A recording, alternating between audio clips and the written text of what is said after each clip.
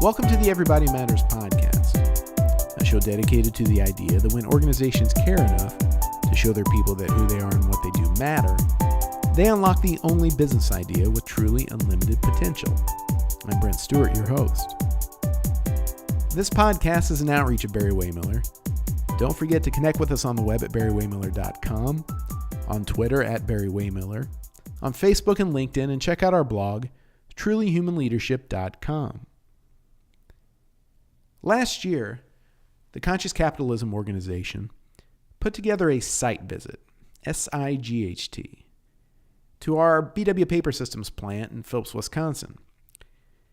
It was an opportunity for business leaders involved in the Conscious Capitalism movement to see truly human leadership in action and see how it works live in a manufacturing context.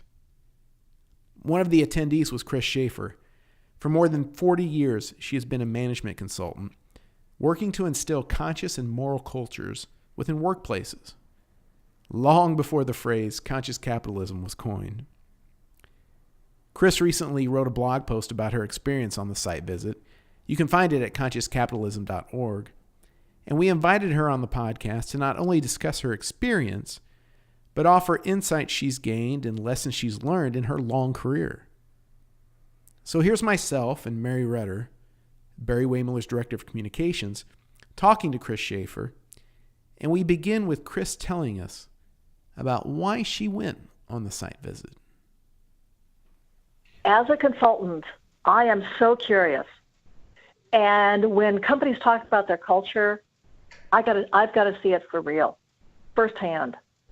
So I have been through many manufacturing plants, from potato chips to computer chips. I've done truck routes. I've sat side by side in call centers. I need to see it for myself. It's not that I don't trust what you tell me, but I need to see how it looks, feels, smells, tastes, breathes. That's culture. Culture is that feel, that vibe in the organization. So that was one thing. Second reason is that my dad sold industrial machinery, and he only had daughters, and I was the original take your daughter to work. It was a plant. It's a manufacturing plant. It's a little sheet metal shop. It's a little repair shop. And so he would drag me along. I'm in grade school, and he would drag me along on his sales calls. So I love to see how things work. So that was the second thing that tickled me about going to the plant. Third, it's in a small town, and I spend every summer in a small town. So there were many appealing things, and of course, the book Everybody Matters. I wanted to see how that worked in real life, and seeing how creating the environment of trust shapes then the rest of the practices in the plant. What were your expectations before you went on the trip? Well, my expectations would be that I'd get to see a plant tour and maybe talk to employees. Okay. First of all, this site visit blew my mind, just in terms of the numbers of times and the different ways in which we got access to employees. Blew the top of my head off, because it started with the very first night where we were assigned seats, and the guy I'm sitting next to is Jeff Stiles, who ends up being a guy who helped to write the original guiding leadership principles for Barry-Wehmiller. And of course, Jeff didn't tell me that. I had to learn that later. You saw what I wrote about him. Damn, your humility, Jeff. I could have been interviewing Thomas Jefferson about the writing of the Declaration of Independence. Because he was on the ground when some of the initial Barry-Wehmiller culture thoughts were being put together. And so, yes, of course, we got a chance to see the plant. And I wouldn't sit, Mary wasn't on the tour with me, but I would be known as walking around on Dennis's hip, not behind the camera. I'm not taking pictures. I'm listening and looking to everything that I could see in that plant. Mm-hmm. It was incredible. The artifacts that you have for appreciating your customer, for seeing the big picture of what needs to be done, of having a daily touch meeting where people are able to talk about feelings in themselves and birthdays and the kid who won a trophy, as much as also sharing their hours that they had, telling the story about the job sheets. I was blown away both by the format of the site visit as well as the implementation of truly human leadership. When I think somebody at CCI had asked me to write an article about it, and I felt like I had to cut my article short. And some people feel like it's really long, but I learned so much, even though I've been in so many plants before. Coming out of that trip, how does it impact your work now and in the future? Oh, wow. Great question. I think one of them is how it impacts my work is I can use that as an example of what happens when you have truly human employees. Not just you as a truly human leader, but what happens when you pass that along to your employees. That you create such an incredible company. For years, and maybe another way it impacts me is that it changes some of my own point of view about some of the solutions that I've done in the past. One of the solutions to get your aspirations converted into operations is, all that is training, whether it's sales training, customer service, performance management. Mm-hmm. But the training that I've designed for years is called behavior modeling. And what it is, it's a way of showing people how to behave. So that's not just values and thoughts, it's actually actions and words. Mm. So you just don't use the word teamwork, you actually show what that means. Mm-hmm. And in behavior modeling, you start with some key principles. And here are the key principles that I've been using for 40 years. Maintain self-esteem of the other person. Actively listen to feelings and facts. Focus on behavior, not personalities. And reinforce the positives.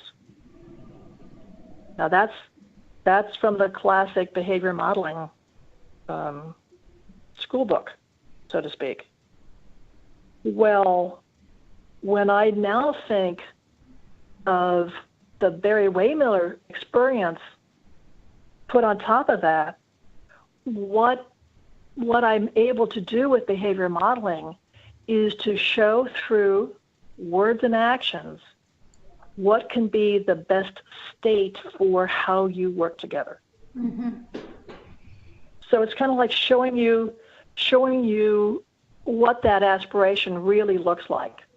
And then having you, as that employee, learn how to do that. Because you will be then in an environment where everybody, where you maintain self-esteem and you actively listen to others. And you listen without judgment. You listen, you listen to the facts and their feelings, but not make any judgment. So when you become truly human, you do, in fact, transform your organization. Yeah, I would say a key differentiator or a key something distinctive that I heard you say was your model was focus on behavior, not personality. And one of the things we do throughout Barry-Wehmiller is we really focus on personality and understand each other's personalities flex to their personality, to their default behavior modes, because their personality drives those things. And so having empathy for personality is really critical to being able to collaborate. So yes, and you're right. And I think better expressed would have been, don't use personalities as a label. That's really what we're trying to teach. You lazy loud is very different than you left your tools on the bench. That's part of the thing.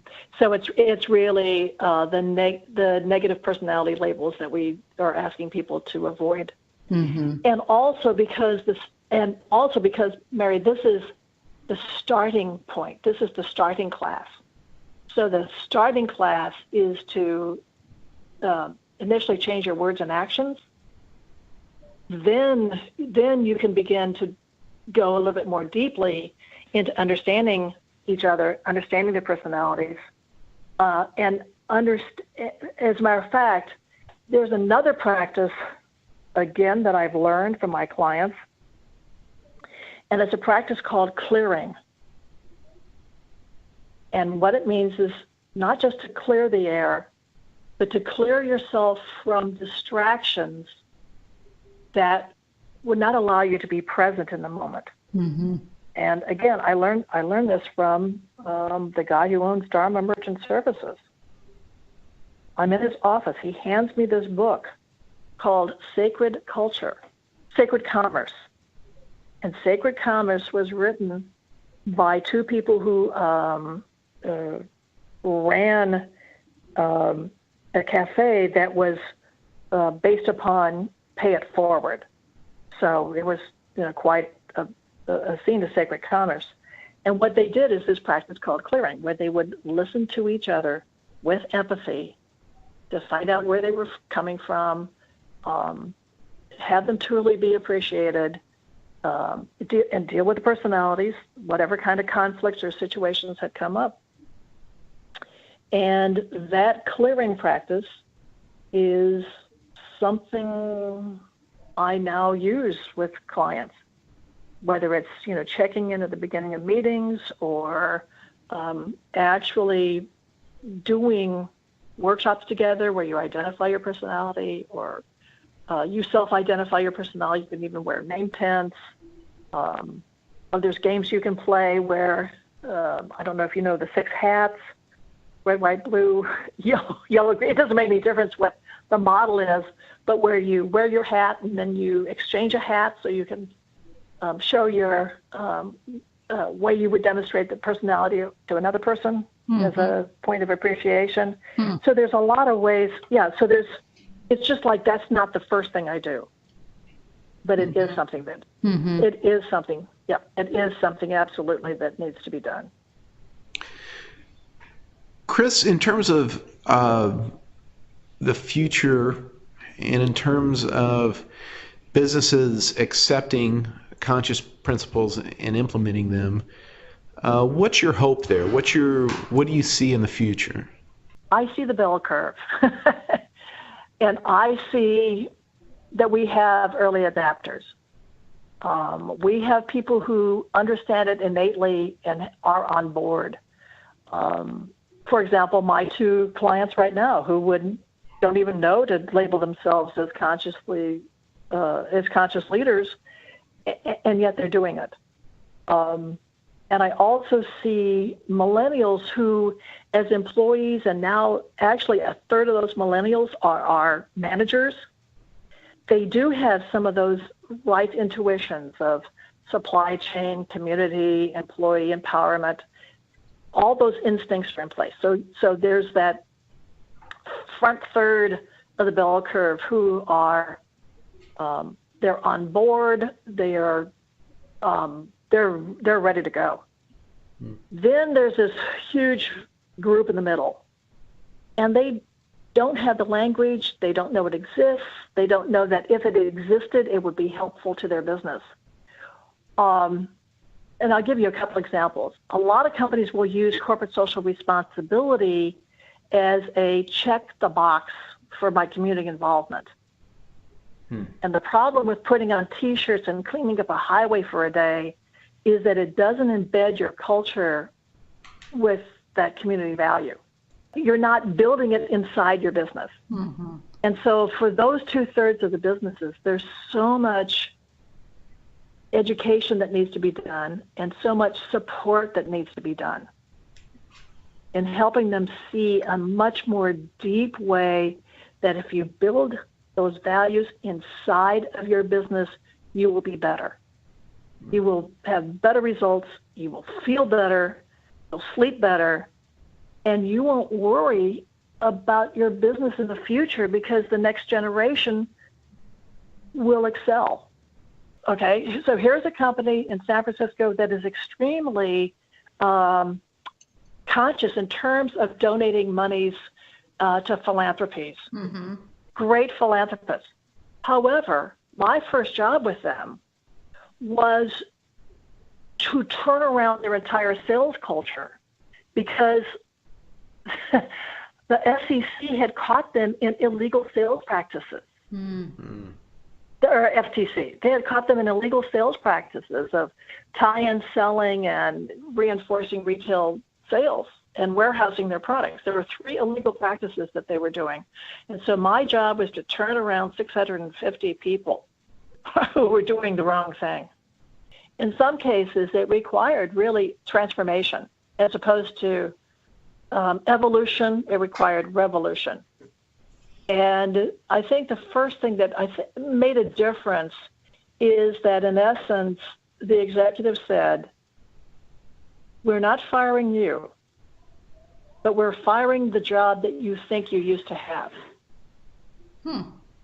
So that the job of tie-in selling, where you're forcing your buyer to buy shirts and jackets just to be able to get those allocated blue jeans, that job is gone. Now we have a new job, and you can choose to take this new job.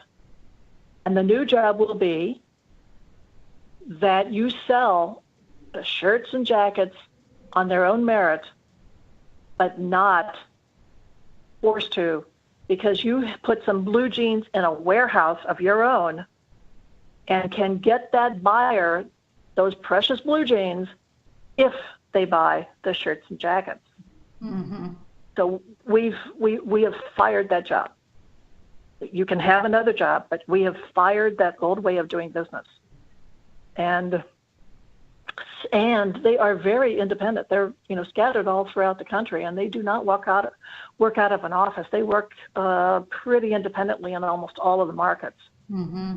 And so each person had to decide, am I willing to work harder? Am I willing to keep this job, which in apparel retailing, it was a very good job. Selling denim in the 70s was a breeze. But so the first thing that had to happen is to fire the old job and allow people to sign up for a new job. So you're literally committing yourself to a new way of doing business. And then what we did is then we supported their effort by giving them the knowledge and skills that they needed to be able to sell on the merit of the product. Mm-hmm. So we gave them product knowledge training.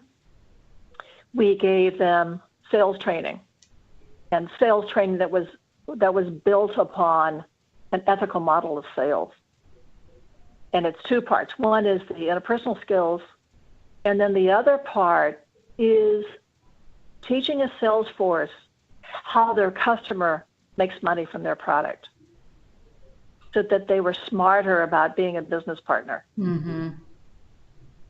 So you almost learned how to be a retail buyer and what your open to buy meant and how they made decisions about product and why merchandising in the store and how it's packaged and comes out of the boxes is so important because of all the labor required in either putting it on hangers or making it presentable for sale. So that product knowledge is like, we did 3 prongs: product knowledge, sales training, and then understanding your customer so that you could be we called it a business partner. So what did you learn from that experience? I mean, obviously that was a pretty formative experience for you. Wow, that's a great question. What I learned from that experience is that when people are given they're given an opportunity to make a choice. I think that was the first thing that was important for me to learn. Nobody wants to be scolded, backed into a corner, or put in the doghouse. They want a way to redeem themselves, to get out of that doghouse and perform better. Now, the way to do that, though, is that you do need an act of trust to help boost them. And so that act of saying, we didn't fire you, we're firing that job. So you can get redemption by moving forward, and we will give you the tools for that redemption. And that, of course, was training. And of course, a lot more oversight and inspection of the orders and the points of delivery. But the tools of knowledge and education. And so those were the three things I learned. Give them a choice, a way to redeem themselves, and the tools to succeed. It almost sounds like an empowerment lesson, really. You know, when you empower people, they can take the reins and really run with it. Not to mention the trust that was built by giving them that opportunity. And so then, therefore, they were more open to, what they were going to do the next round, so. Right, exactly. But Brent, I love your question, which is, what did I learn?